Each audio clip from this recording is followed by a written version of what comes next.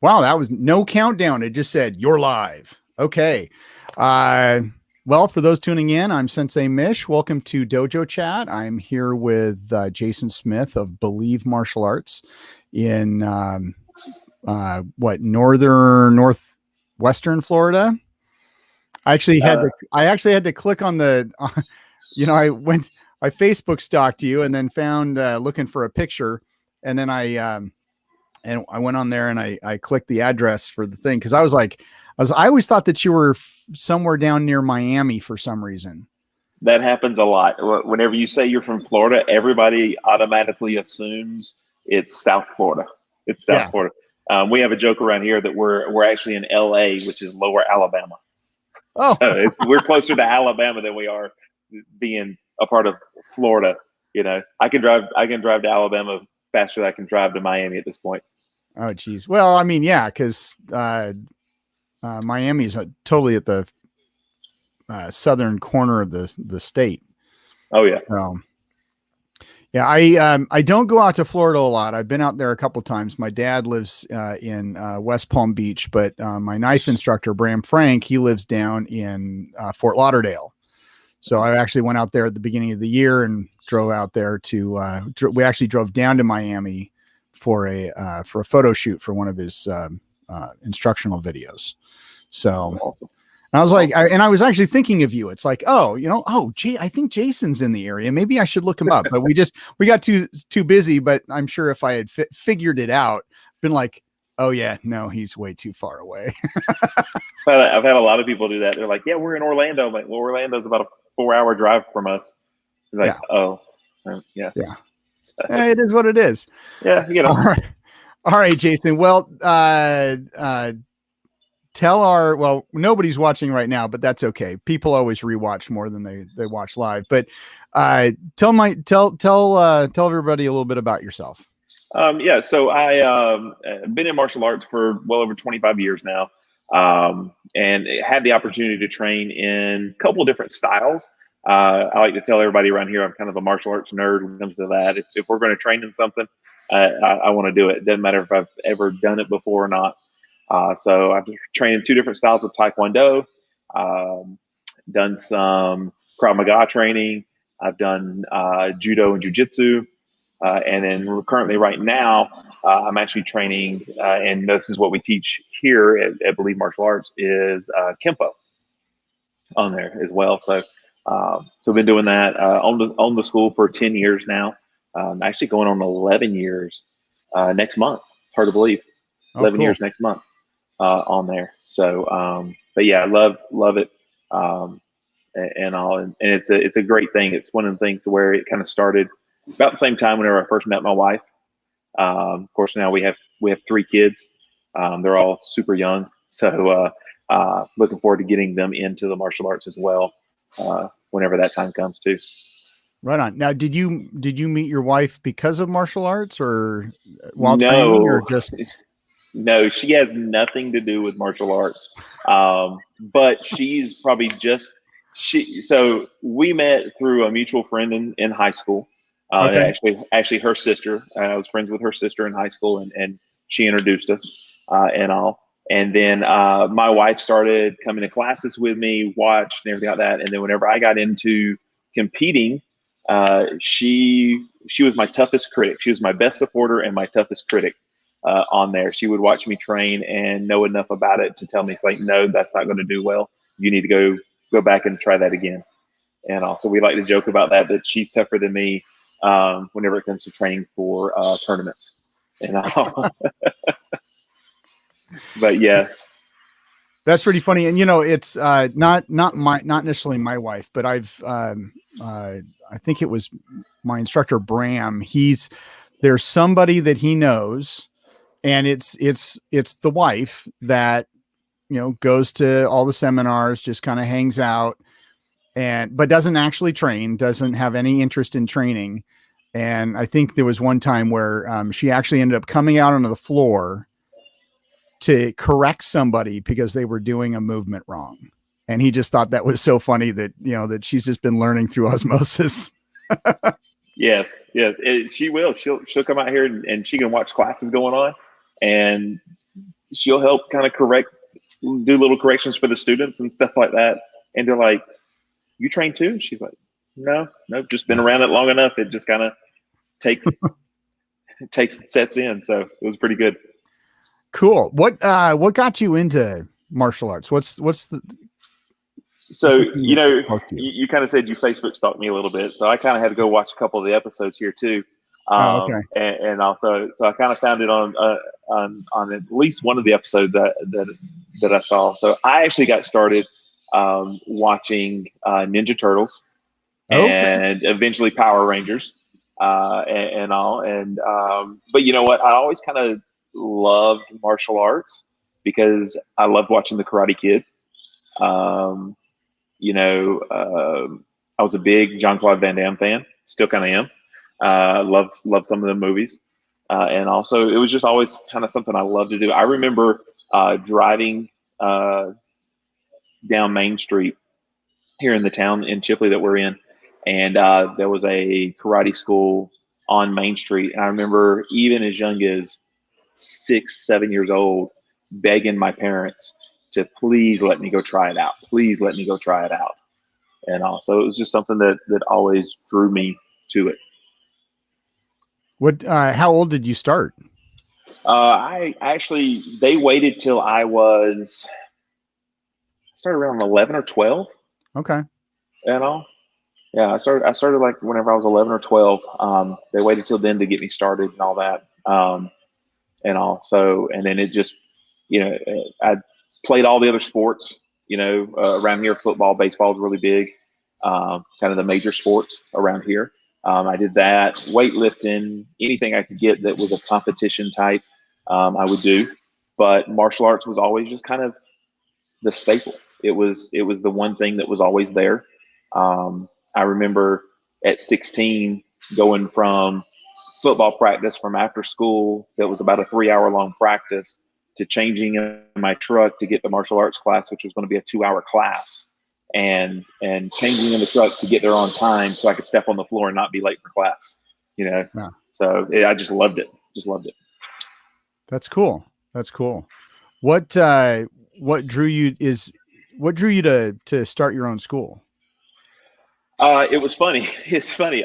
So I was teaching kind of out of a rec center, a little bit, and it was kind of one of them things to where once I got my black belt, you probably experienced the same thing back then. It was once you got your black belt, your instructor usually goes, "All right, here, go teach."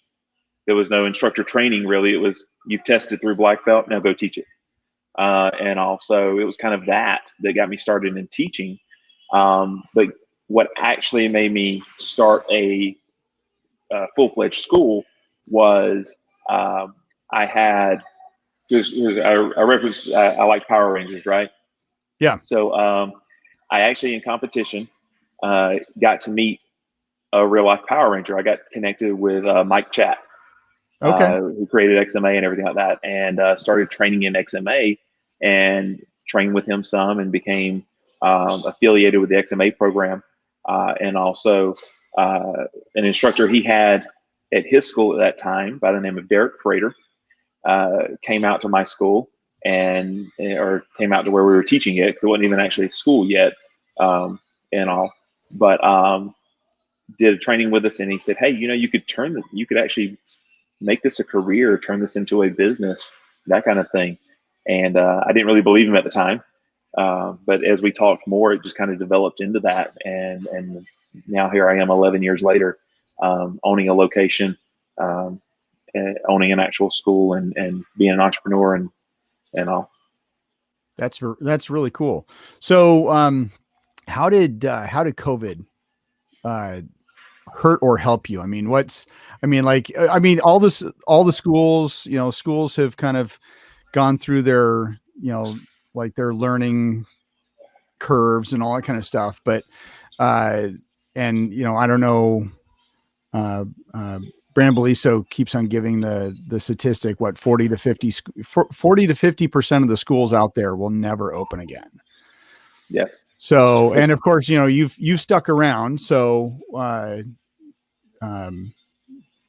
how did, talk about that. Tell me about Yeah, well, it was one of them things to where I don't think it mattered at what level of a school you were at.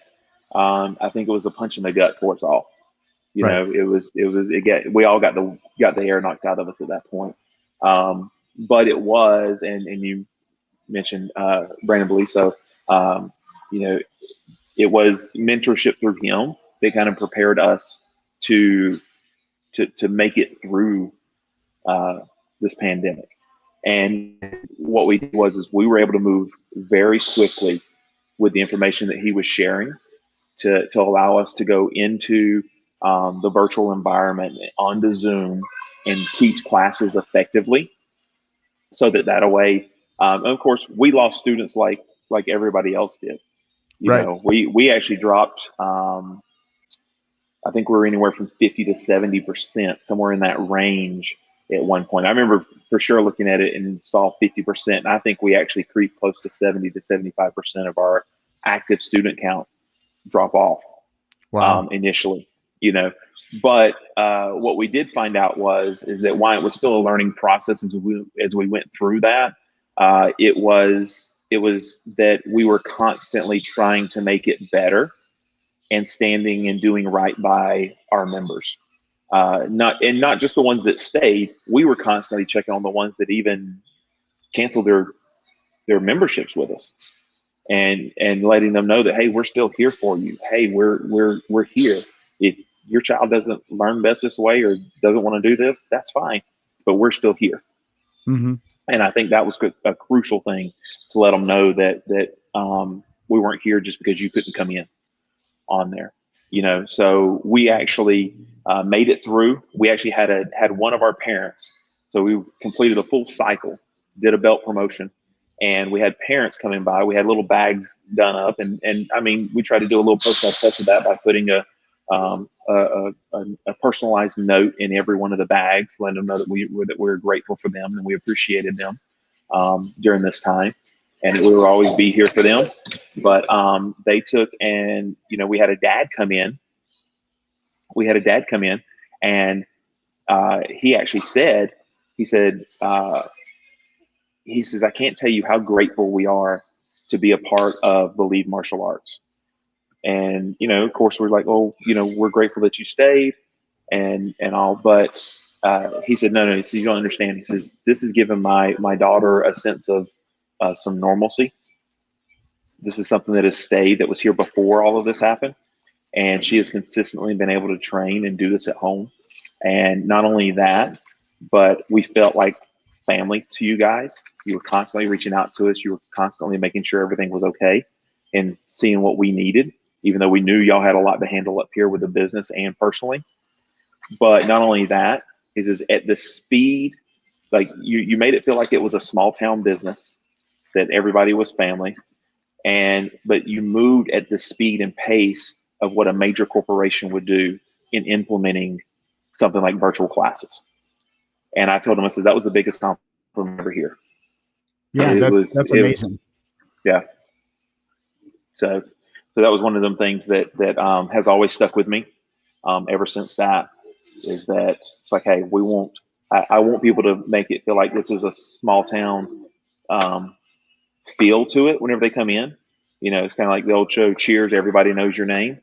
I want that, but I want it to be, we're moving at the level of a major corporation. Yeah, no, that's awesome. I lost my thought there. No, that's an amazing, I mean, that really goes into speaking about how you've created relationships with all of your students, and especially giving some kind of normalcy, now in your area.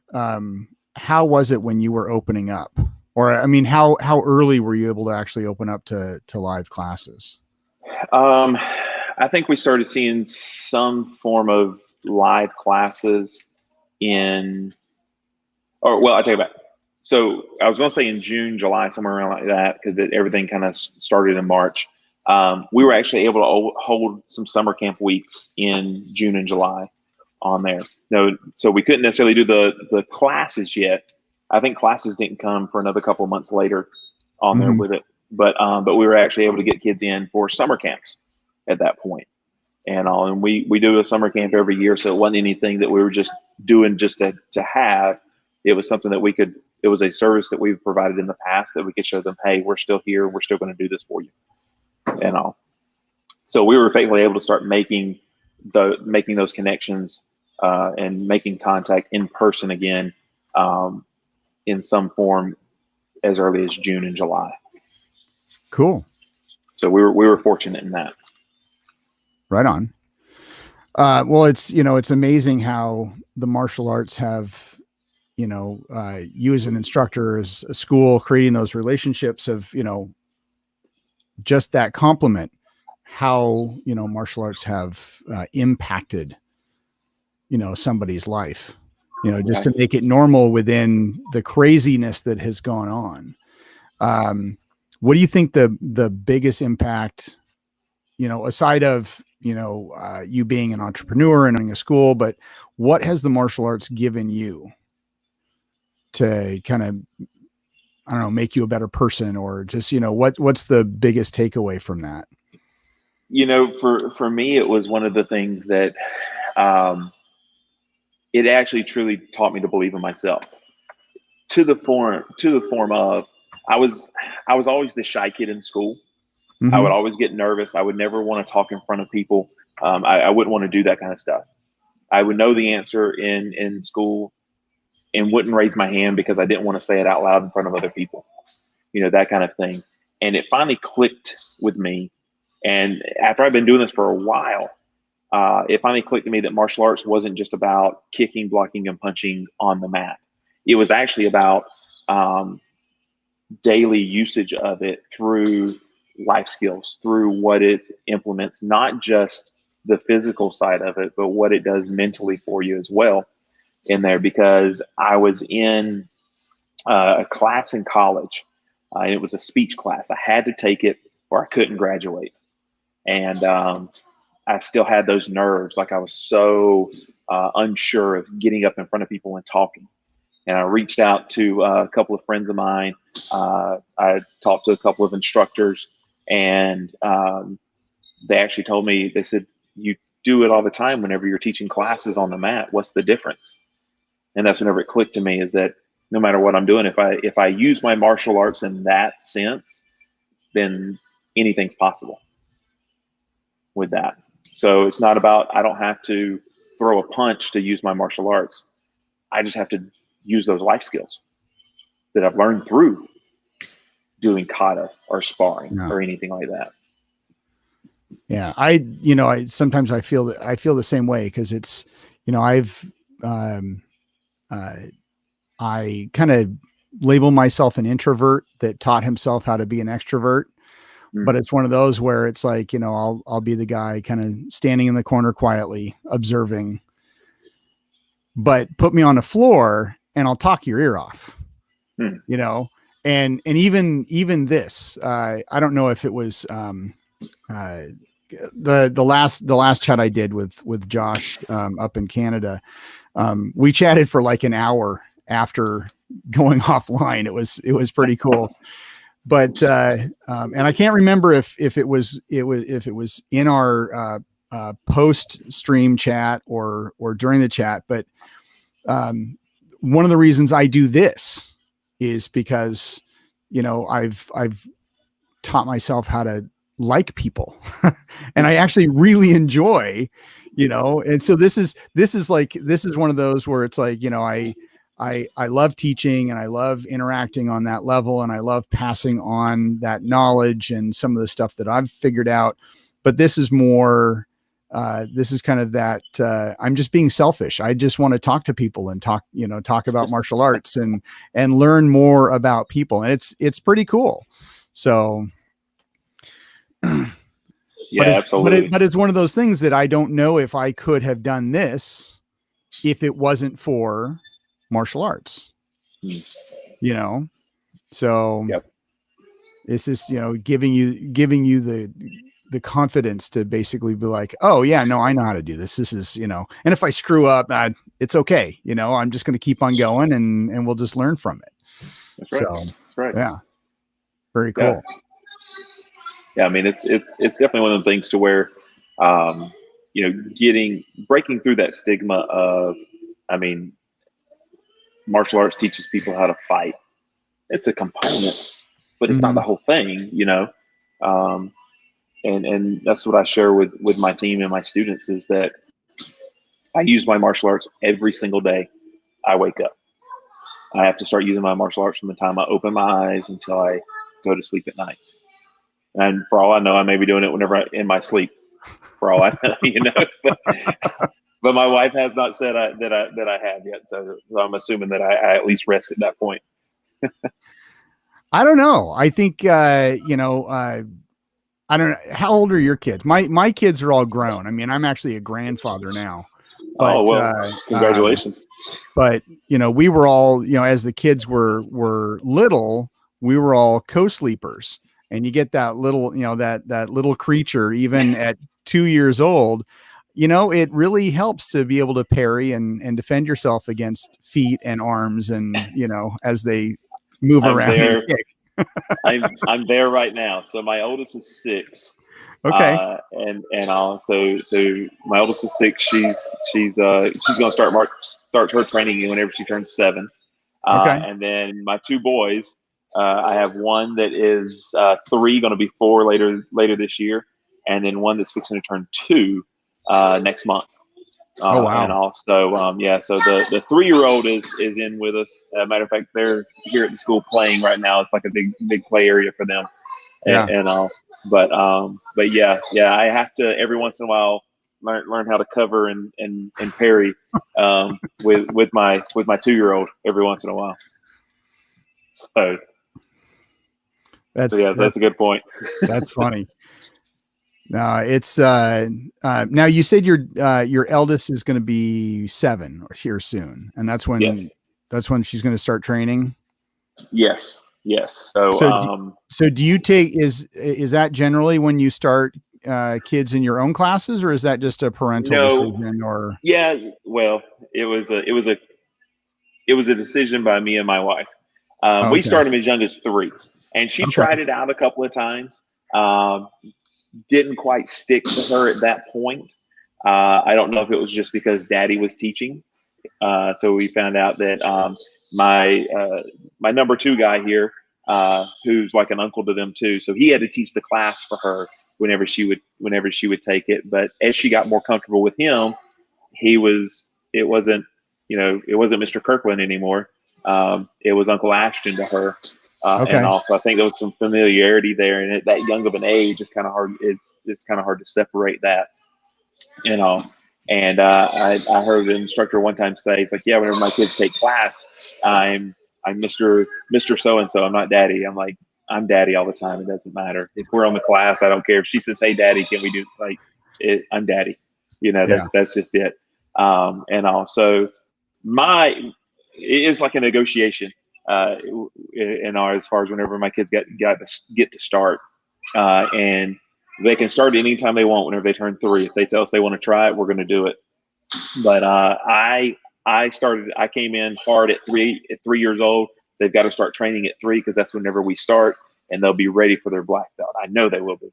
And then my wife said, "Well, but what if they want to do this, or what if they're not interested in it? Can we say maybe at 10?" And I'm like, "How about 5?" She's like, "Well, what about 7? Since that's where your youth program starts, and they're actually training in the full martial arts program." And I'm like, "All right, that's a deal. We can do that. We can do 7 and all." okay, So it's a non-negotiable at 7. They have to do it, and they have to at least get their black belt to give me peace of mind. That's okay. all I want. They don't have to. They don't have to. Teach, or they don't have to run the school. They don't have to do any of that kind of stuff. But they at least have to get their black belt for me to have peace of mind as I get older. Yeah. My kids, I was one of those where it's like, my general starting age is about 8. Mm-hmm. And so, we would even though the kids, I didn't really wait for 8. They would just kind of sometimes just join into class. And all of them were interested at some point or another. My eldest, he really wasn't interested younger until he got into high school, and then he trained for several years in high school. But it was one of those where it's like, I want you to try it. Right. If it's not for you, then that's just something that, at least you say you did it. So all 3 of my kids have done it. My daughter's more of a volleyball person. So yeah, I'm worried mine's going to be a dance and gymnastics person. So yeah, I'm going to have to. Well, with the dance and gymnastics, you can totally throw that in there with XMA and be like, hey, this is, That's what I said. I'm like, I know plenty of people that have done that and done martial arts, especially competing on like the NASCAR circuit and stuff like that right there. I know plenty of people that have done that, and we can utilize that. So we'll see. Yeah. No, that's cool. No, my daughter did come to me and she's like, I think I want to, because she'll be a sophomore. So my youngest, she's 15. And so she'll be a sophomore this year or next year. And she's like, well, she says, I was thinking about starting back in. And I was like, great. Okay, cool. Awesome. And I said, and you can even do it and do volleyball. So, but yeah, she hasn't done anything yet, but not yet. It's okay. We'll get there at some point. Yeah, that's what we talked about is I share with my wife. I said they can do anything else they want. They can play any other sport they want. They can do all that. We have enough classes and scheduling that they can do both and still do everything that they want. We'll make sure that still happens. They don't have to do one or the other. So we definitely want them to be their own person and grow to be who they want to be. But I need peace of mind. Well, so. I think also, giving them that goal of, it's like, okay, once you start, you have, you get to that goal. And if you want to continue, you can continue. If not, there's several families that we know that it's like, okay, well, we want, you're interested in the Boy Scouts. So once you start, you can't quit until you get Eagle. And once you get Eagle, then that's fine. That's kind of the ending point. And if you want to, go further up, then that's fine. But it's just, like, or even with martial arts. Okay. Once you start, there is no quitting, until you get to that end goal. Yep. And that's what my parents did with me is if I started a sport, I had to at least go through that season. And then when we started martial arts, there was no seasons. Right. But there was measurements in the belt system and everything like that.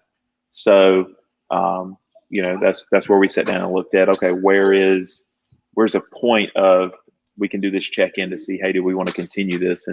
And ultimately it was black belt. But little did we know by that time I was hooked and there was no stopping at that point either. Yeah. For me, I always describe myself as somebody with a screw loose. So, I didn't start until I was 18, just because my parents were like, yeah, we don't want you to hurt yourself. So, right. I could play. And it's funny how, the knowledge that we have now compared to what we had back then, I could totally play soccer. That was acceptable. And, knock balls off my head and get concussions that way. But playing football, you're going to get hurt. So I was never allowed to play football. If I chose a martial art, my dad was like, okay, well, you can get into judo. You can play judo if you want. And that was only because my step uncle was a big judo guy. Oh, okay. And so, and that's all my dad knew. My dad was like, well, the other art, you're going to get hurt in judo. And I'm just like, okay, there's some logic there for you, but I didn't, at the time, and I think I was maybe around 10 or 11 when I was just like, hey, this is something I'm interested in. It was one of those where it was like, I didn't feel comfortable rolling around on the ground with people. Right. I wanted to hit people. So, I turned 18 and I was like, okay, what's out there for me? It's like, well, everyone's doing Taekwondo and I was like, oh, I can hit and kick people. Perfect. I'm still, that really hadn't gotten out of my system. And it's still, I love, even getting into, even doing pressure points as part of my main system. You hit most of the pressure points. I don't like to hurt people. I do say sorry, but I like hitting people, so that and it's funny because I was watching some video and I can't remember. I think the guy's an Aikidoist. I think his channel, his a big channel. Just started watching a little bit of it. I think it's called Martial Arts Journey or something like that. It's a YouTube channel. Okay. Anyway, he does this. He does a video on how to choose the right martial art. And I had always thought about doing something similar. It's like, I've never gotten any of the documentation, but it's like, there were some things where you go onto a website and you put in your information and they send you the school sends you a little document that says, 7 ways to choose the right martial art for you or something like that. Right. But I was like, okay, well, if I was going to do this, I was like, okay, well, to boil it down, it's like, first of all, do you like to hit people or do you like to roll around? I mean, what's your level of comfort? Right. If you hit somebody and they say, ow, what's your response going to be? Are you going to be timid or are you going to be like, hey dude, this is the martial arts. It's going to hurt. That's right. That's right. So for me, I'm a little bit twisted that way where it's like, oh, okay, well, That sounds like one of my instructors who said, you can hit them and apologize, but make sure you're apologizing because you didn't mean to hurt them during sparring, but you did mean to hit them.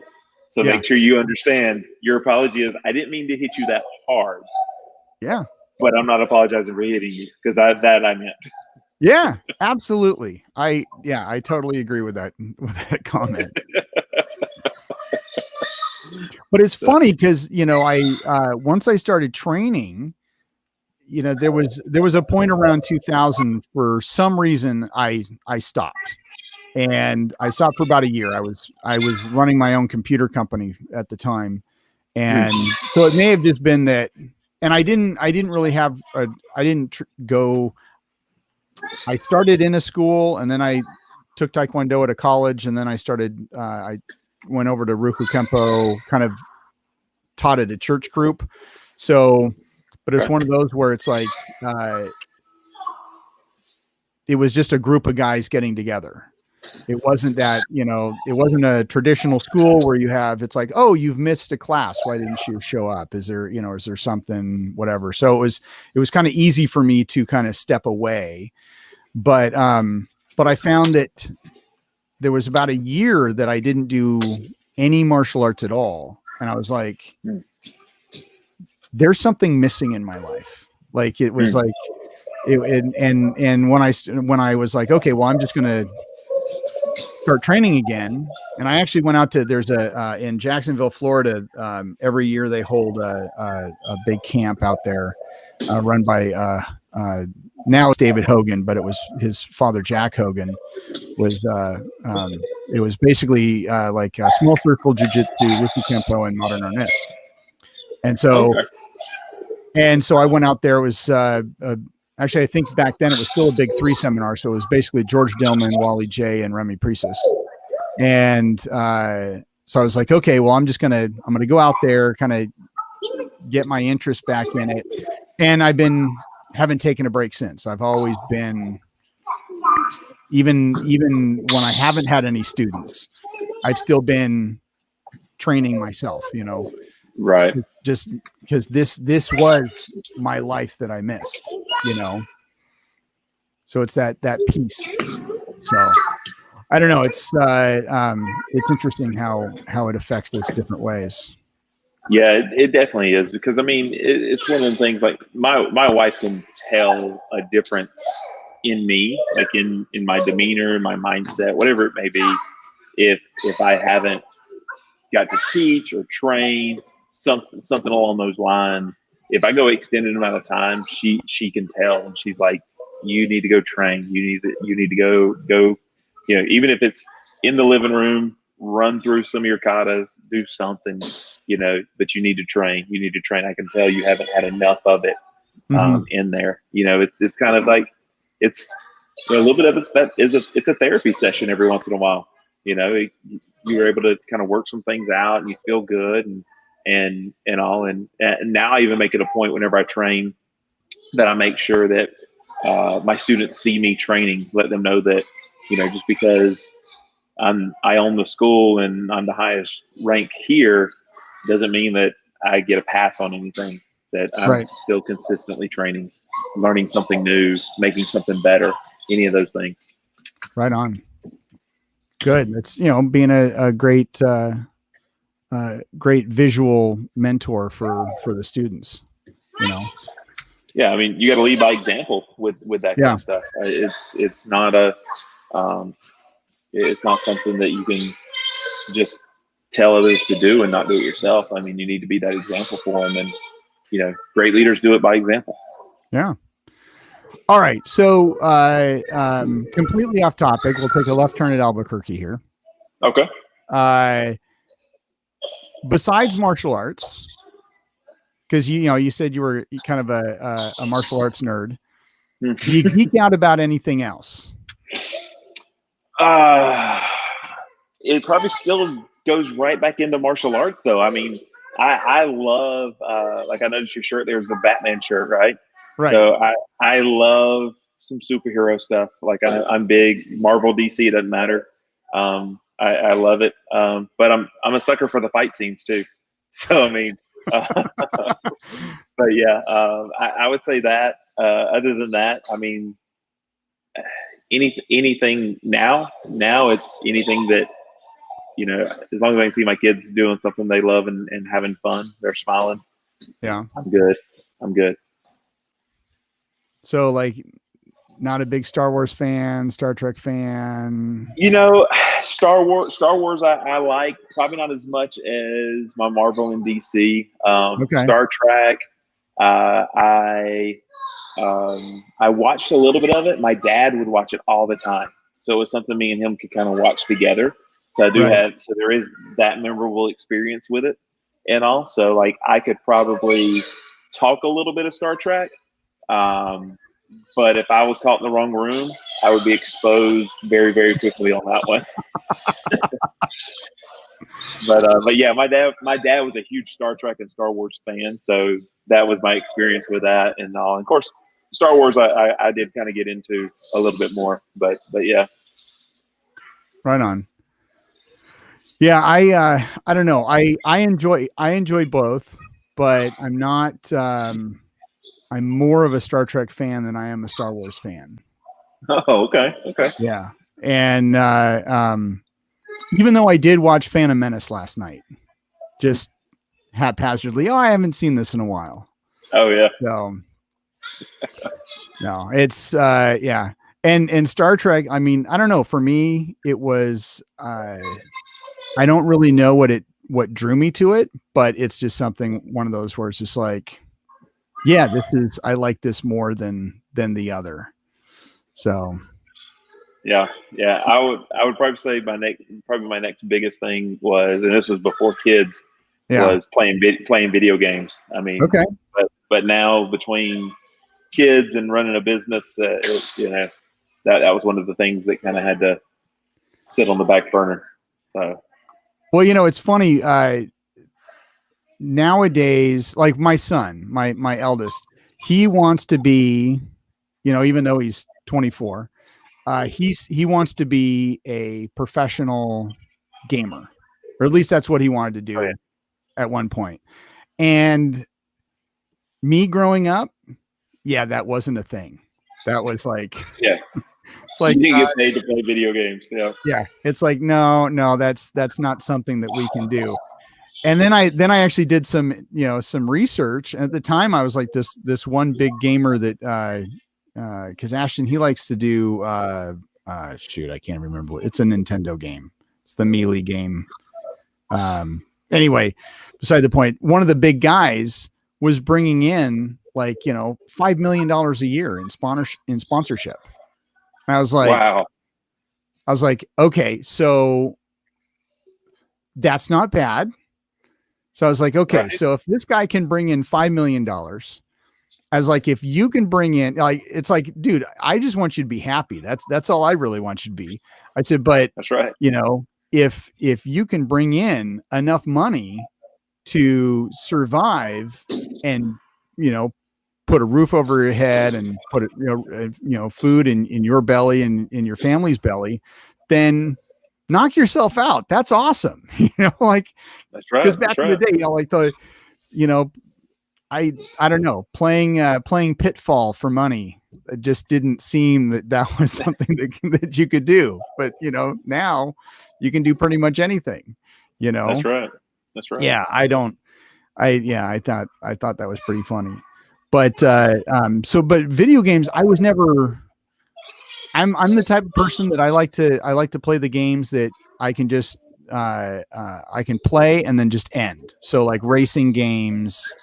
I think, of course, my favorite is Pod Racer. Okay. It originally came out for Nintendo 64, but because my buddy had a Nintendo 64 and I had it for the PC, and it was much faster for the PC. So I enjoyed playing it on the PC. And then it recently came out for the Switch. And so we bought it for the Switch, which my daughter has, and she's a big gamer. But I don't know. For me, it's just like, I've got better things to do than play video games. Yeah, that's pretty much what it went to with me. I mean, I was always a sucker for like Mortal Kombat when I was growing up. So I mean, still, even there was some martial arts in there with it. So it still weaved it in somehow. So yeah. Well, I mean, like for me, I'm slowly trying to blend martial arts and Star Trek, because they've already given us a foundation. It's just, how do we bring that into reality? Right. There you go. So it's just not getting sued by Viacom CBS. That's the big thing. That's the big thing. That's right. Long ago, I'd come up with this idea to take the Makbara, which is a Klingon kata, and break it down into self-defense applications, and then put it on a video and sell it. Right. And so I had hired a lawyer to basically write a letter to Paramount at the time, because it was Paramount that owned everything at the time, and be like, okay, what would it cost for licensing for this? Because, you see the dumbest things on the planet licensed that have Star Trek. And I was like, if I want to use like, the any logos or whatever, I'm going to have to, don't want to get sued. Got to be legit. Right. And so, we got a letter back that basically said, don't try it or we'll sue you. I mean, paraphrasing, of course, but it was like, seriously? Like, they're not even going to let me? Not even close. Not even close. Yep. So it's probably a standard one they have. They just hit print and send. I don't know. So recently I just put out a book on the Vulcan neck pinch, but I don't use any. There's no logos in there. Even the title, I changed the title from the Vulcan neck pinch to just the neck pinch, and of course said, it's an unofficial guide, all that kind of stuff. But it's funny because, I don't know. We'll get the Makbara in there. I've done a couple Q-Show Corner episodes on the Makbara, Oh, there you go. but I don't know. But it's blending martial arts into Star Trek. So Hey, whenever you can bring multiple things that interest and you love together, it makes work less work, you know. yeah. Well, it's funny because Brandon he once asked me, is this not necessarily maybe talking about branding, but um, does what you're doing fit within your goal or your why? And I've known my wife for a while, but it was like, okay, my ultimate goal is to actually own a storefront martial arts school. I Mhm. want that to be my retirement, all that kind of stuff. And it's like, okay, well, does having a podcast fit within that goal? Absolutely. I'm spreading the message of martial arts, talking to other martial artists and all that kind of stuff. And there was a lot of stuff that I was doing that I was like, no, this does not help me accomplish this goal. And so, but it was like, okay, well, does blending Star Trek and martial arts together, does that help me accomplish this goal? It's like, well, yeah, it's kind of that side quest, Yeah, there you go. Yeah. Hey, we've had some of those same conversations, and also, I mean, it's definitely one of the things to where, whenever you know your why, you know your purpose, it makes things a lot. I don't ever want to say easier, maybe less challenging at times because it's easier to filter through. Mm-hmm. But definitely doesn't make things easier for you because you still have you'll still get those little you'll go down them little rabbit trails as things kind of come up. You're like, oh, I could do this, oh, I could do that, oh, well, there's this, and also, yeah, I mean, probably one of my passions as a result was I never thought I would be interested in business, Mm-hmm. and not business in the traditional sense, but I guess just through learning from running a business, um, I'm very passionate about trying to help people with their businesses and a different way of thinking and all, with it. And also, so that would probably be my next venture, um, that I would spur from here. I'm just trying to be very cautious with the way it happens, because I don't want it to necessarily pull me away from my true purpose and what the purpose of my school is on there. But I won't, even in Chipley, the town that I'm in, I want people to understand that don't open a business just because it's a hobby that you love. Open a business because you have a purpose behind it. Right. And the way I run my business, I think some of the martial arts values that are there can apply to any business and can actually help it grow, and all. And it would be a different way of doing business in that. And of course, Brandon talks about that a lot as being a disruptor in that, and also, so whenever he, seriously, I love having him as a mentor. Love being able to connect with him. A lot of values that he has resonate with me very, very heavily in there. We share a lot of those, and also I think that's been one of the things that's kind of spurred itself out of learning and growing my school and growing it as a business. Is now I want to help more people that may not want to step on the mat and actually learn martial arts, but teach them in the business realm of how to do that. That's cool. Yeah. So So almost kind of like just a general business mentor. Is that? yeah, there's a lot of things that, it's easy to be the Monday morning quarterback. Mhm. That's always easy, but there's things that you can sit back from being the person on the outside looking in, and you can say, hey, if you would have done this, I feel like it would have went this way, or what you're saying here doesn't match up with what this has here. And also, so yeah, so from the lines of, I don't want to help anybody start a business. I want them to have that on their own, Right.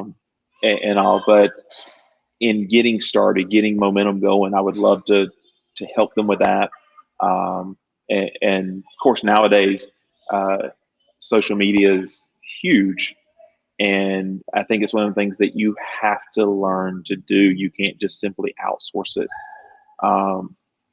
There comes a point that you can outsource to have that additional help or further reach, or somebody that has a further understanding, and that's a little different.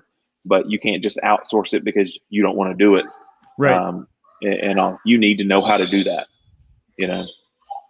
Well, just like we were talking a little bit off before we went live about how, I really dislike Facebook. I'm not a social media guy. I mean, I know how I'm learning because I have to, but it's one of those where it's like, it's like, okay, well, you see all these, like with Gary Vaynerchuk, he's like, oh, you need all these different social medias, and you gotta, everything has to be, what is it? Native to that content, so you can have one piece of content, but it needs to be, 20 different ways for the 20 different things. And for a long time, he was pushing, what is that new one? TikTok. And I'm like, I don't want to do TikTok. I don't even do Snapchat. I have a Snapchat, but I don't know how to use it, so it's one of those where it's like, okay, and Twitter. Yeah, I took one look at I don't know how to use and TikTok, and was just, I'm like, I can't do it. I stick to the main ones: Facebook, Instagram. I stick to those because I really think, like, social media wise, I think if you stick to, and of course it's always changing. Right. We could wake up tomorrow and be something completely different. This afternoon it could be something completely different. But I think one of the big things is that, like, right now in this moment, Facebook is huge. Instagram is huge, and it all depends upon who your avatar is, who your target client is on there with that. But for us, I know Facebook, Instagram is huge. Google Business, that's huge on there, and then having a good quality website. I think if you at least do those four things, I think you can have a well enough presence to build on, and then if, you want to step out and you want to start doing some Snapchat or Twitter or TikTok or whatever the next big thing is, then at least you've got a foundation to start from, right? And an understanding on there, because it is always going to be changing. You're always going to have to learn something. But I mean, I remember growing up and having your own personal computer was not heard of at that point either. I thought it was cool as a kid whenever I could talk on the phone in the car, and my mom's telling me to hurry up because it was this great big old brick bag phone thing, and I thought it was the coolest thing ever. So I'm like, Mom, can I take 1 minute and call my friend from the phone and just say hi? And I thought that was the coolest thing ever. Now we're walking around and we've got complete social media, camera, phone, all in our pocket, so we're constantly connected. Oh yeah. And it's it's so funny because I remember, let's see, I was running a security company, early 2000s. Well, mid 2000s. I don't know. Can't remember. I think it was like 2006. Yeah, that would be mid 2000s. Anyway, so I was running a security company, and the Palm Trio came out. And so the owner was like, okay, we're all going to get the Palm Trios, and we're going to get these new phones for the different sites. And I was like, sweet, like a touch tone phone. That's fantastic. That's awesome. And yeah, I just thought that was the greatest thing. And I hated it. Yes. I absolutely hated it. And then when I left there, and I had to give, actually my favorite phone of all time was the Nextel i1000. Just you could beat it up. It was a walkie-talkie. It was a flip phone. Yep. Like my favorite all-time phone. I had one of them. It was the best thing ever. Oh my gosh. The greatest phone I've ever owned. And so when I left there, you know, I ended up getting I like BlackBerry because it didn't have a touch, you know, there was no touch screen. Mm-hmm. And then at some point the iPad came out. Oh And yeah. and then I changed the game. And you know, a couple of my friends had iPhones, and they're like, "Mish, dude, this is the coolest thing in the world." I was like, "I don't want a touch tone. I don't want a touch tone. I don't want a touchscreen phone." I had one, was not impressed, did not like it, you know. And so the iPhone comes, or the iPad comes out, and I had actually lost. Let's see. I had lost my latest BlackBerry because I put it on top of the car and drove off. Oh no! So I was using an old model, but I had this iPad that I was given as a gift, and I was thinking, dude, this is so cool. Wouldn't it be really cool if this thing was smaller? And I was like, duh, there is. Yeah. Yeah. Yep. So I ended up going to the iPhone, and I've never gone back. Oh yeah, no, I've drank the Apple Kool-Aid. I am 100% in. Just converted my parents over to iPhones. I mean, I'm like, yeah. Well, even my wife, and even though a couple of years ago, I made a comment to a buddy of mine. I was like, you know, I think I might go back to a flip phone. I'm going to find, because it was just too much. There was just so much. And so I went and got the 11, but instead of porting everything over, I was just like, nope, we're just going to I'll just download the apps I need. And then when it says, do you want this to give you notifications? I was like, no. And dude, turning off notifications changed my life. Amazing. Like the only notifications that I have are basically my phone, my email, and Messenger and text. But like social media or any of the other apps that like to give you notifications, like I gained half my life back just by turning those off. It was completely amazing.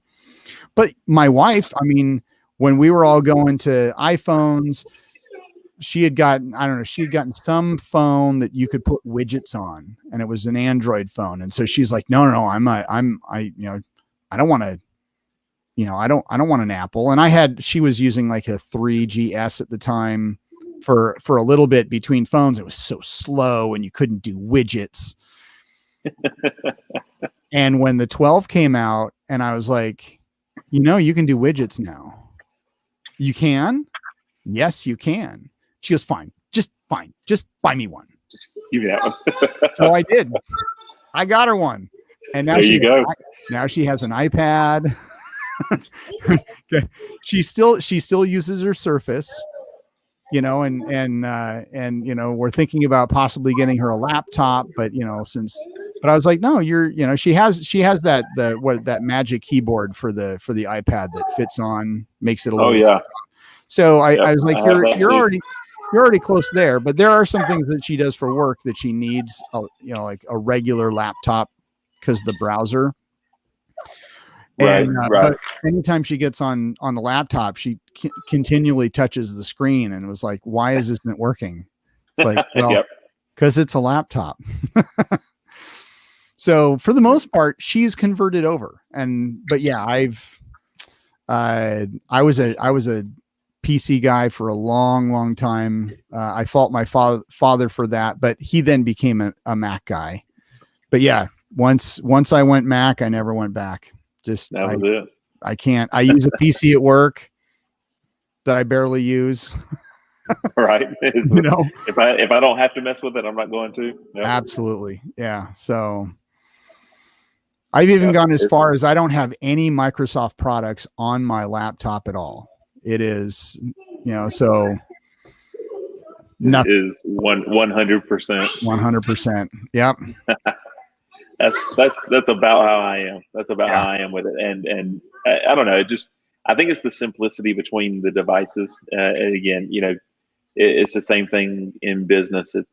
It's sometimes we make things harder than what it is, and even in the martial arts industry, we make things harder than what it has to be. Sometimes this simplicity is key to it. Keep it simple. Just keep it simple. At times, we try to make things a little too difficult, and I don't know if it's out of fear or what, or necessity, need. I don't know, but sometimes just simply being able to do it. I love that all of my devices can talk to each other. They communicate with each other. I don't have to worry about, did I work on this project for my business on my laptop or on my desktop, or was it on my iPad? I don't remember. It's on all of them. It's on all of them, so I can just pull it up at any time. And I think what clicked with that for me was because I was such a fan of Apple that I started taking that and applying that into my business. In there, it's like, I don't want to be the guy on the mat anymore. Not always. I want my team to be able to do that. I want a team to be able to do that, and even as we start developing systems here and they have their input in on that, we're trying to keep it as simple as possible, not just for us, not to make it easy on us, actually to make it easy on our students and on their families. Right. And I've got team members that they eventually want to open up another location. And I told them, said, I'm happy with a single location. I'm fine. I don't need anything else. I'm good. But they're like, no, we want to open up another location, but we want to do it with Believe Martial Arts. We want to do it as a part of this. And also we're looking, hey, how do we make it simple to be able to do that? That's awesome. And also I think that just kind of speaks to, to that mindset of it, is sometimes things don't have to be, 1,500 steps. It's step number one. There's no reason to make anything harder than what it has to be. I think sometimes human nature makes that happen. True. We need, I don't want my team to have to rely on me, because I'm going to get old enough one day to where I can't have them rely on me. Yeah. I don't like to think about that, but I mean, it is a reality. It is a reality. As my kids get a little bit older, I want to spend time watching them. My daughter likes to dance. I want to go to her recitals. I want to make sure I'm there. My son is showing interest in playing t-ball. I'm going to go to his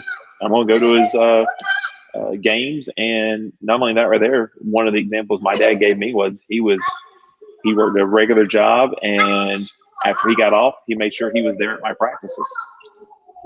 It meant a lot to me to see him standing over there at the fence line watching me practice. My son wants to play ball. I'm going to do that for him. But I need a team here that can deliver a quality product here, the way I would if it was just me. Yeah. So, well, and that's one of the things that I had faced, as wanting to open, because I've wanted to open up a martial arts school forever. I did run, I was a machinist. I started off as a machinist. I was a machinist for a long time before I opened up my computer company. And it was one of those where it just came to the point where my wife, I hated going to work. I really enjoyed doing the computer thing. And it was more, I was making more money doing the computer thing, but I really enjoyed it. And my wife was just like, fine, like, you have to make a decision. You just quit your job. We'll figure it out. So she's always been super, super supportive. But we didn't have healthcare because I wasn't bringing enough money for healthcare.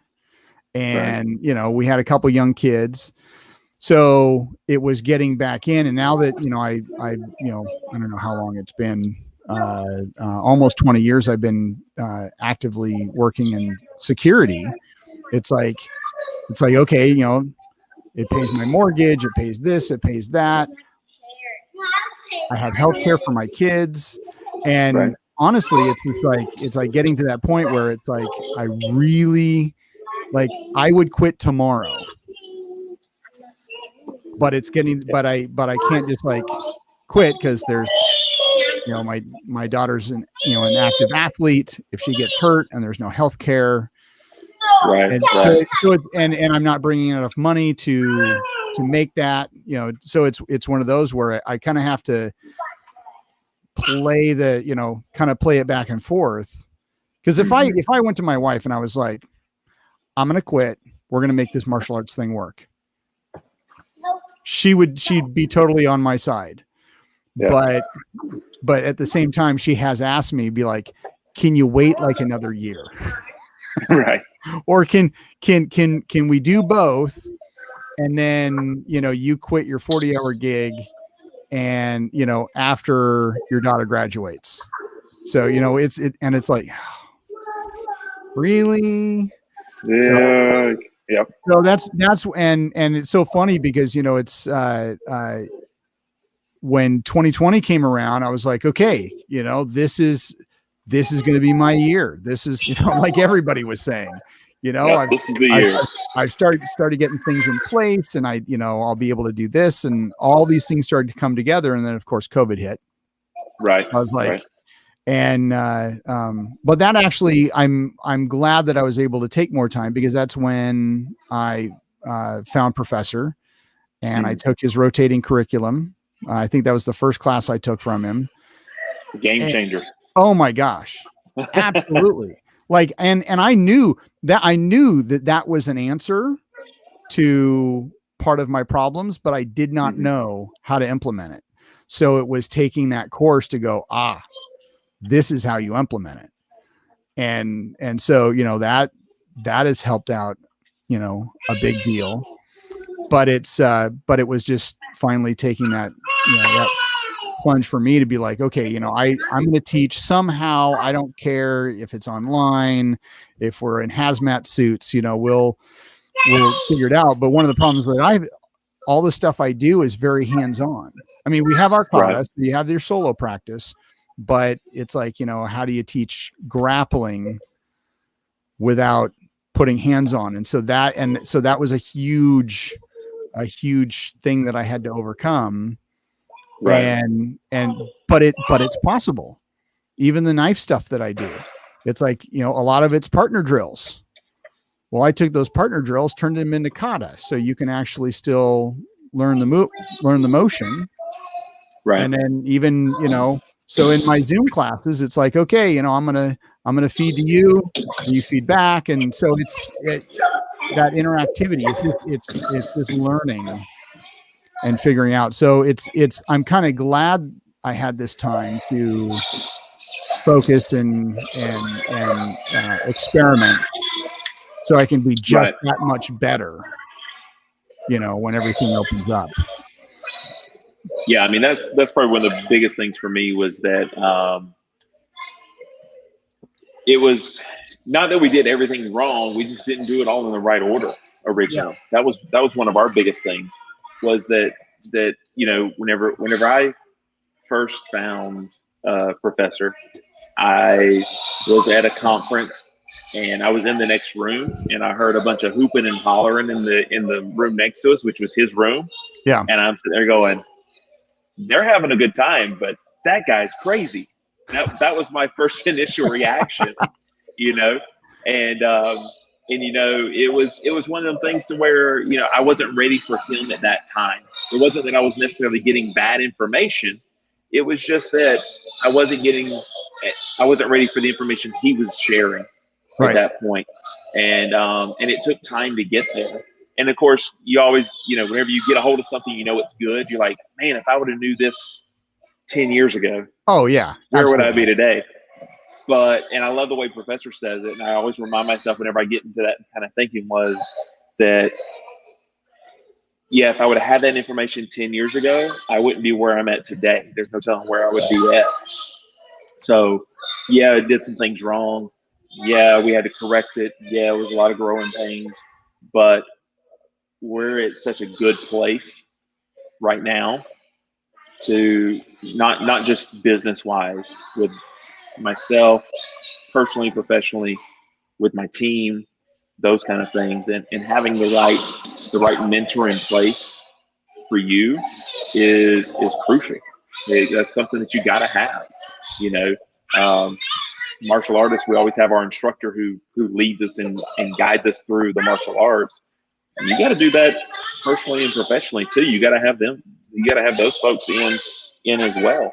You know, and if you don't, then yeah, you may go down a wrong path.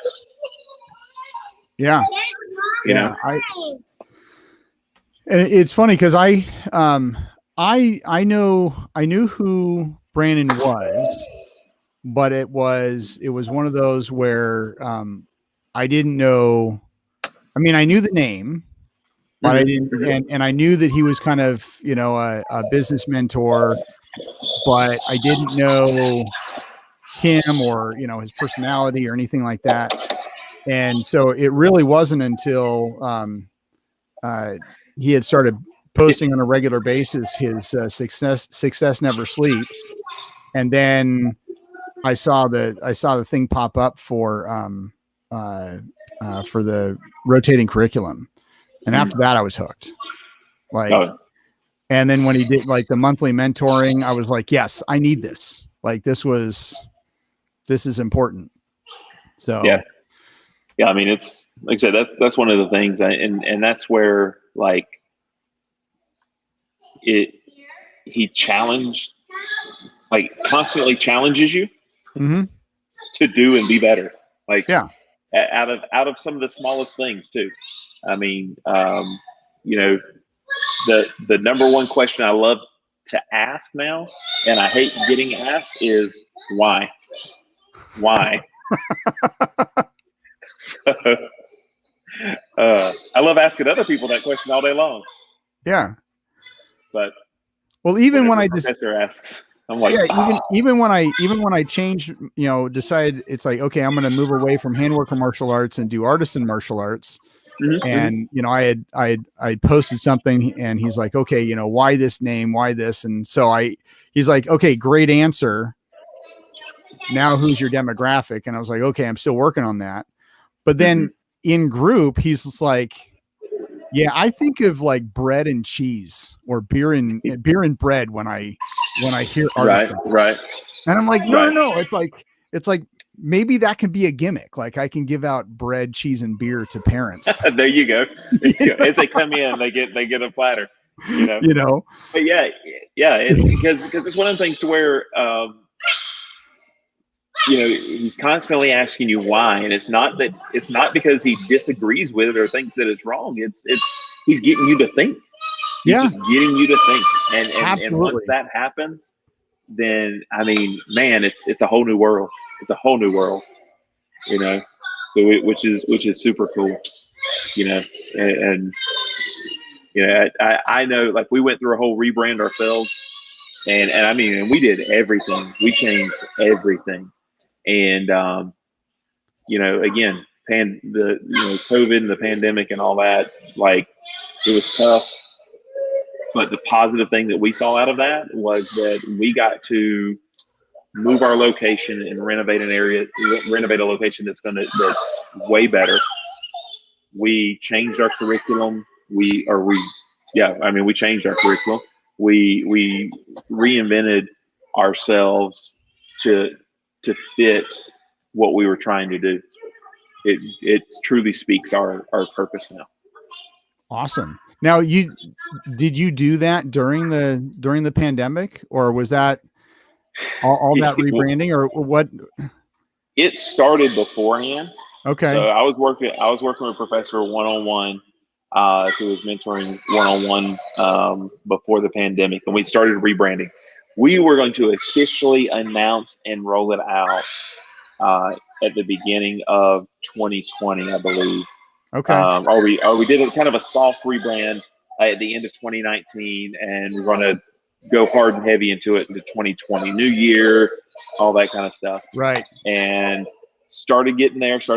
We were inching our way through it, and then all of a sudden we started hearing about COVID. And so whenever we had to shut down and stop, we're like, hey, we're teaching online, and me and my team could still get together in person. So we would still get together. We would work on all of this other stuff that normally we wouldn't do whenever we had to teach a bunch of classes. But now we could do them all day long, jump into Zoom class, teach that, and then go right back to what we were doing. So we got to spend true time in developing. Awesome. At that point. So I mean, I'm not grateful for COVID-19, but we got something that was positive out of it. True. You know? And I think that says something about people who use this time to better themselves, better their companies, you know, their businesses, their teams. You know, it's instead of just going, ooh, I don't know what to do. You know? Yeah. I mean, things felt like, you know, our way of life kind of paused for what we were used to, what we were normal, you know, what we felt was normal. It paused, but nothing stopped. Nothing stopped. Everything still kept going. We just had to figure out a different route to go, you know, and that was probably the biggest thing. And, you know, I live in a small area.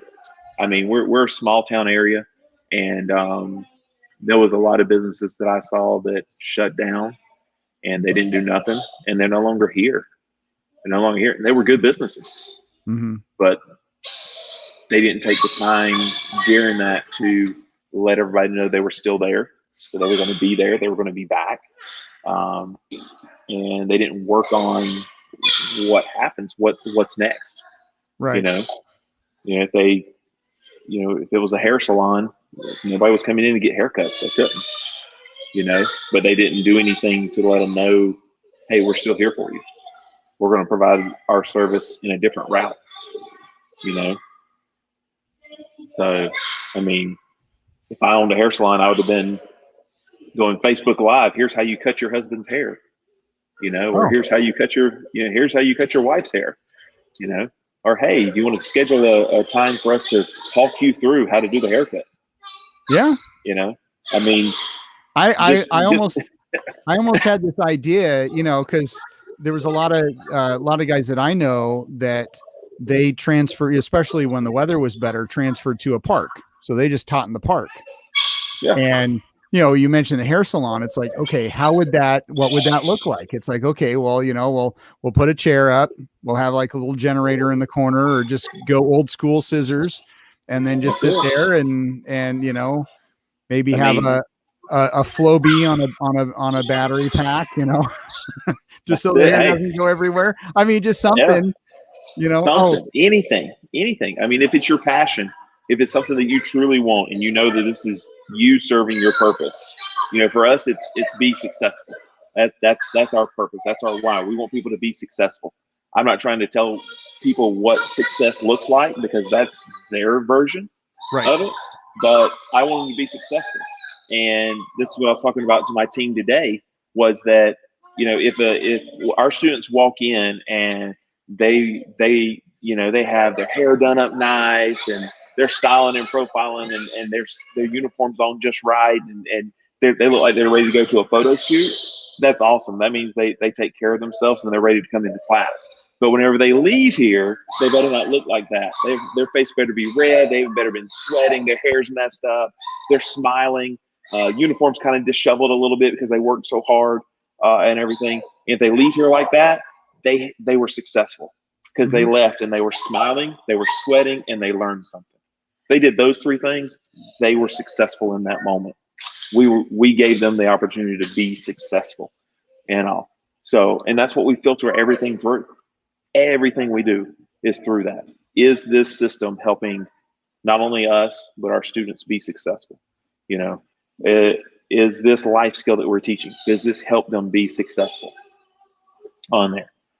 Everything that we do, I don't, we're on the main street in my town. So every parade, we're on the parade route, so if I'm outside serving cotton candy and giving out water bottles with our logo on there, and that's all I'm doing, I'm not trying to stand in front of people with a clipboard, get them to sign up and come into my school. Right. That's fine, because at that moment, for that mom with a 5-year-old that wants a bottle of water or wants a cotton candy, they're successful because now that kid's happy. Mom feels better. Mom's got something cold to drink. That family's successful at that point. We served our purpose. Yeah. If they never darken our door to come in here, that's fine. That's fine, and we're okay with that. Maybe they will later, maybe they won't, but they'll at least remember that, hey, that's a business that cares. Yeah, that's fantastic. Yeah. Yeah. So, I mean, it's little things like that we got to strive for, and I think that was kind of where that time that everything was shut down for us. I'm grateful that's where our minds went to, was to that level of thinking on there. And unfortunately, I mean, not everybody did. Hopefully they'll come back, and open up eventually.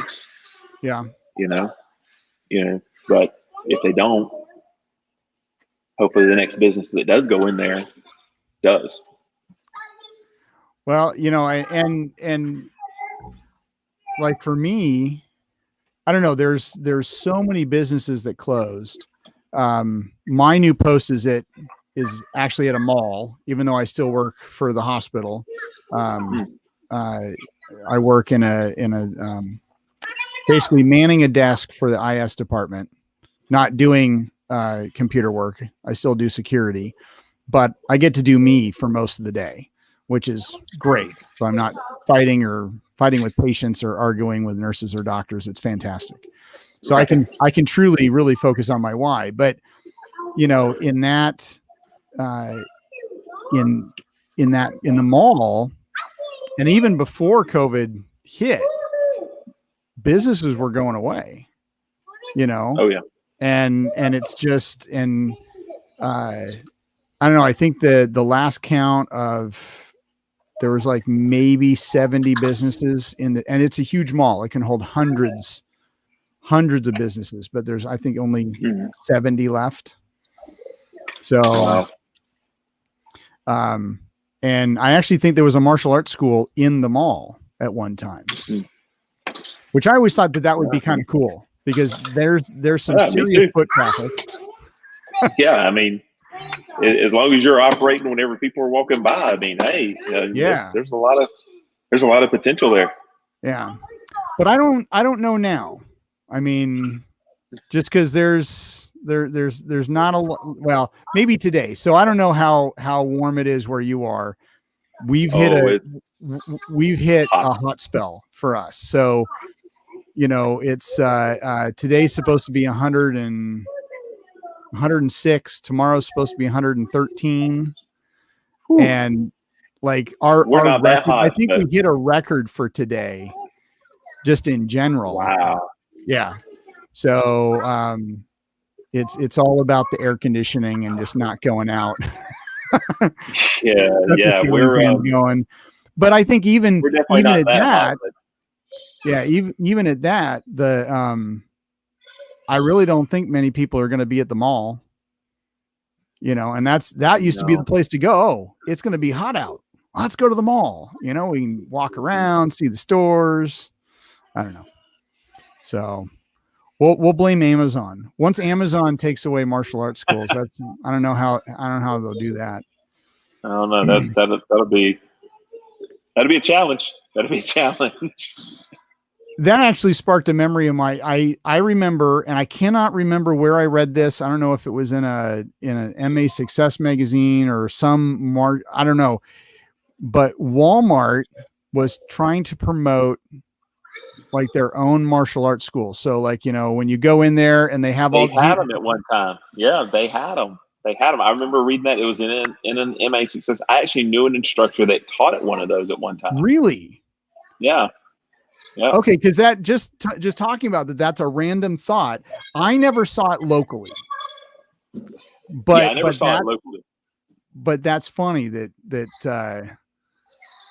I wonder, cause I mean, it's talking about, you know, that anchor business, you know, if you're inside but it's like, you know, I don't know. Do you know if he was limited on teaching on what he was able to teach, or?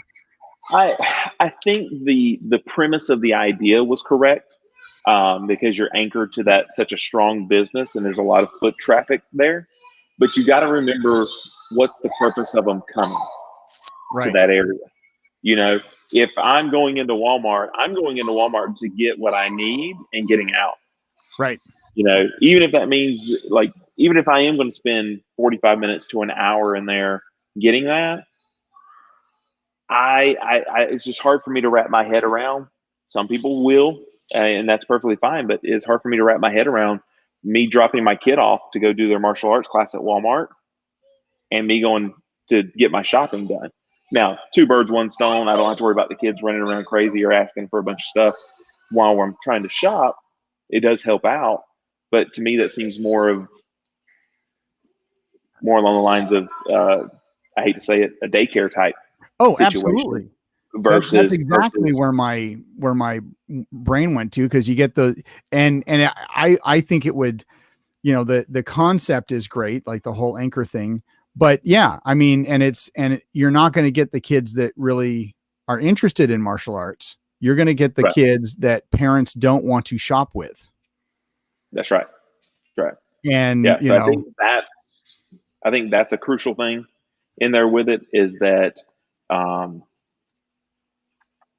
you want to be to those anchor businesses, those bigger businesses, and all, but you need to look at why they're there, who is their avatar.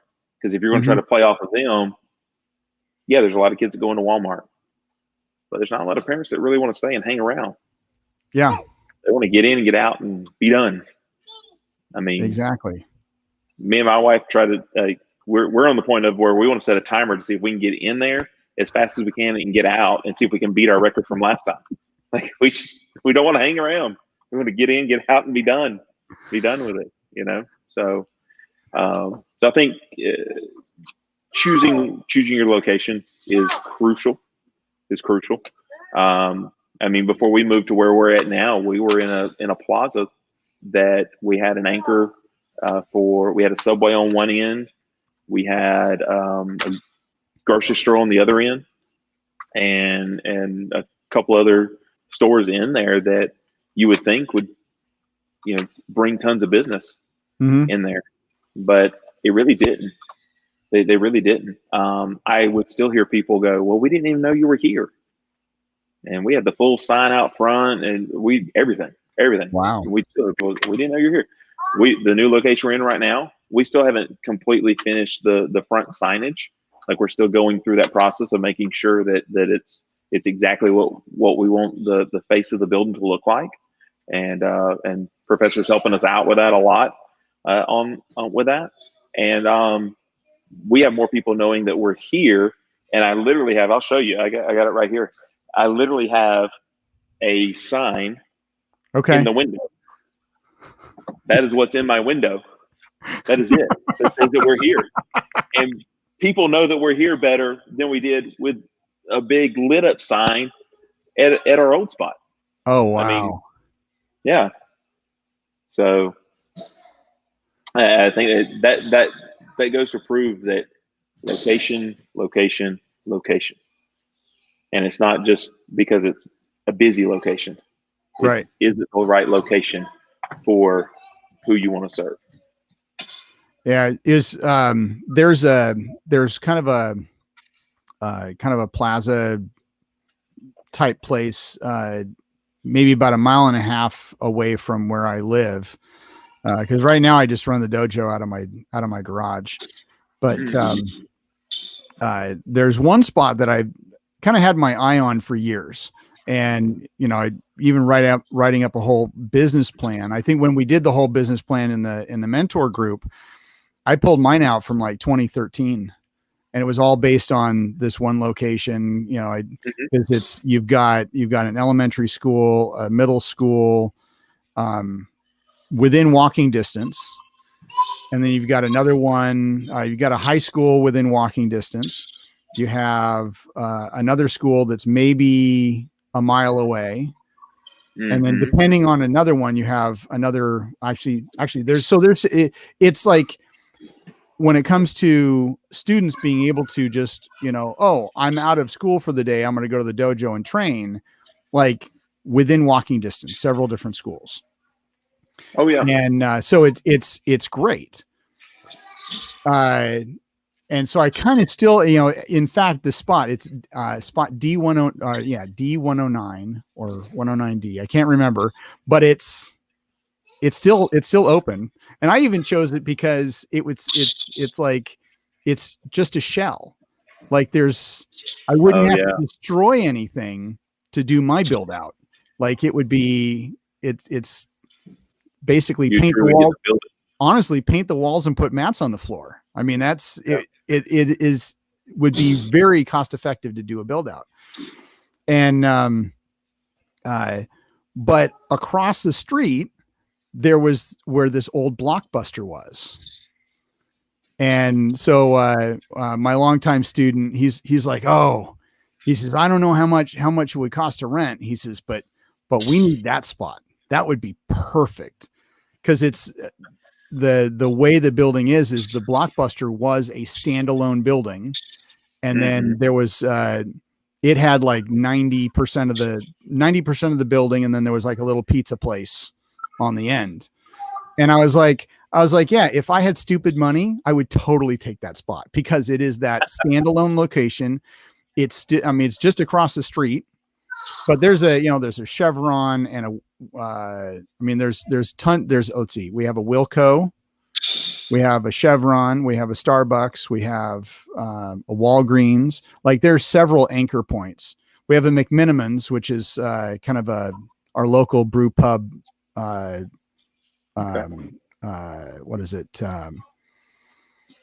It's not a franchise because it's all owned by one company, but basically it's a burger and beer joint that is all over the Portland, Vancouver area. So there's several anchor points. So it's almost like the perfect location with the schools, but it's like, yeah, if I had my dream money, it would be taking over the old Blockbuster because it's huge. It's funny you mentioned that. So whenever we moved out of the location that was about 8,000 square feet. That's what we were in. Wow. We're in about a 2,000 square foot location now. So substantially smaller. But we are way happier here. And the previous location, we were on the main road or on the road that had all of the schools just down the road from us. We literally had one private school that was right next door to the plaza. Oh, wow. And still wasn't that well known.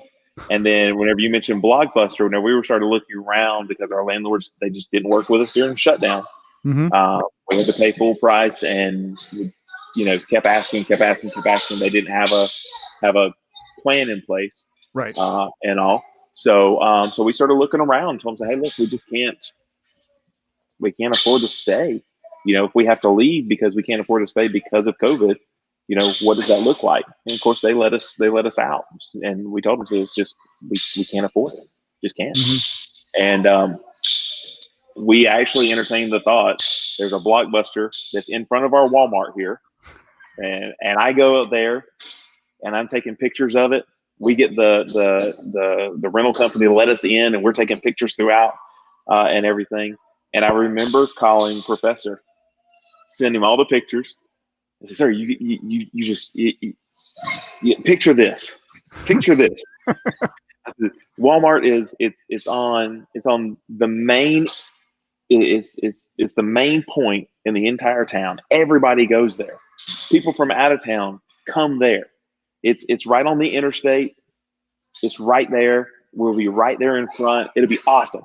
all kinds of foot traffic, all kinds of drive-by traffic, you name it. There's a Domino's just like a couple of feet over from us, Yeah. everything. And he said, yeah, but is it the right kind of traffic that you want? Right. Like, oh, I was like, never mind. As we started talking about it and figuring that out, like that's where it went to, and it's like, yeah. And yeah, people I know from here, they'll come in and they'll look because they know where we were, and they're like, oh, this looks so nice, this is so great. I'm like, yeah, we're super happy here. And they're like, yeah, but that other place was so much bigger. I'm like, yeah, bigger's not always better. Definitely not always better. Like, we're so happy here, I can't tell you. I said, I can stand at my front door because we have these great big open windows right here, and I see the drive-by traffic. I can stand here and I could stare. Before we even started remodeling, I could see this image of this location, the way it built out, everything. I could see it in my mind, and talking about it with Professor, because he helped us through that process of it, of doing it, and just seeing each time I took a picture of progress of it and sent it to him, you could see it just a little bit closer to exactly the way we talked about it and described it.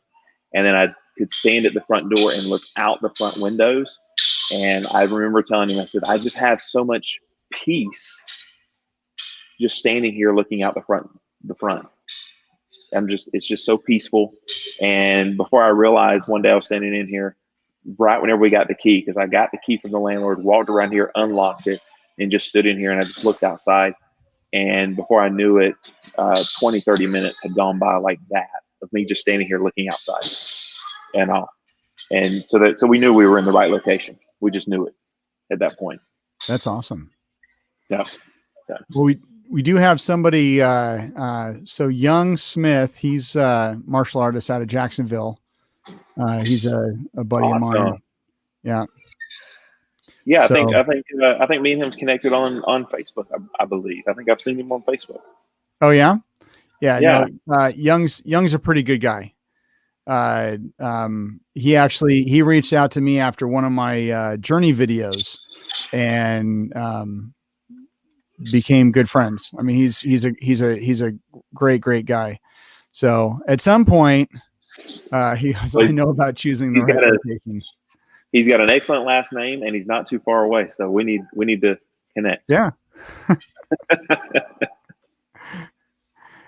Yeah. So he's the Hogan group that I told you about earlier. He's part of them here. He's associated with them. So very cool. Yeah. And it's funny because he had posted a picture. So I have a buddy up in I'm in Vancouver. He's up in basically the Seattle area. So he's 3 hours away. So he's also associated with the Hogan group. But when I went out to that seminar back in 2000, I had found a picture. And it was a picture that Young had posted, but it was a picture of me and Harvey back in 2000, before I knew who Harvey was. Very cool. And the more I think about being out there, and it's funny because it was me and Harvey partnering up, and I don't really remember that too much, but the more and more I think, it's like, no, I remember meeting Young out there too. But it was just brief, because right. The one, it's funny how the different martial arts groups that I've hung out with, or that I've met, I seem to kind of I don't know, kind of go to the side of, here's the ones where all the this is the ones that treat you like family. And the Hogan group, they treat everybody like family. It's just amazing. And like my martial arts, I guess you could say, not necessarily instructor, but he's kind of my martial arts mentor, Mark Klein. He and Jim Korn throws a camp every year in Idaho, or not Idaho, totally wrong state, in Indiana. So I went out there in April, but I also went. I'm going back out there in September, but they treat you also like family. So, Right.